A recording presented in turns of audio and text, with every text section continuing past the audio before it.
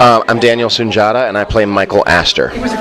I'm Kate Jennings Grant, and I play Nell McNally. So far, it's been really stimulating, very inspiring. I haven't really had that kind of Russian doll effect that I guess you're alluding to, that the character that they wanted me to play is a television actor who is at Williamstown looking for some creative gratification, to feel like alive and inspired. I do feel alive and inspired on the show that I do, but I also love the theater, so I'm just happy to be here.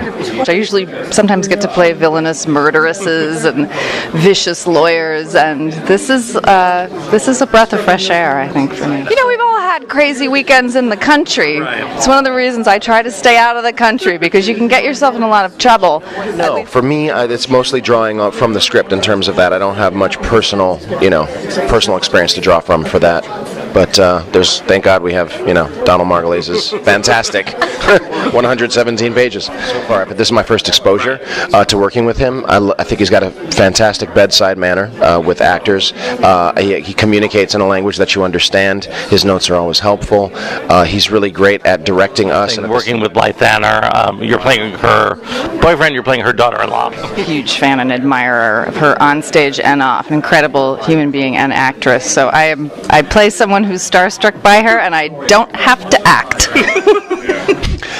Ditto. It was as smooth as silk in this production. I don't know that it can happen that easily in every production. We had the great, advantage of also starting this a while ago in Los Angeles. There have been no egos and, pyrotechnics in this cast, which has been really wonderful. The bigger they are, the nicer they are. It really holds true here. I was a little scared to be doing, because we have some heavy scenes together, and I thought, oh my God, she's going to wipe the floor with me, and she's just so generous and humble and down to earth, and we've really just, formed a genuine affection for each other. I didn't know Donald until we began this. So some people have said, oh, this is your life? I said, no, absolutely not. It wasn't patterned on me at all. I think except that maybe I was in his mind for Anna because I'd been there for 20 years, off and on. And we're shaping, this is a new play, so even though it's very much Donald and everything he wants,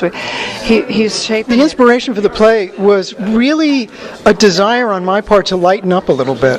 The last play that I had on Broadway was Time Stands Still, which was about the world of photojournalists.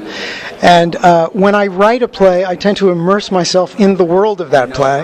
And it was tough, honestly tough, because I immersed myself in the imagery and in the oral history and in the documentary that all pertain to that world. So when MTC approached me about a commission, I wanted to do something in a lighter vein. The play needed a country setting. It just needed a bucolic setting. And it was clear to me that she should be playing this role.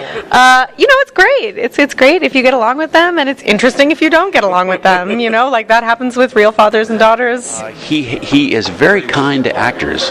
Donald Margulies has written 6 terrific roles. I think the whole cast is very, very grateful to have the opportunity to play these characters and to have Dan Sullivan as our director. I'm the only person who's ever read this character, because I read the first draft and I was like, no one can ever have this except for me. So sassy and very funny, right? Yeah.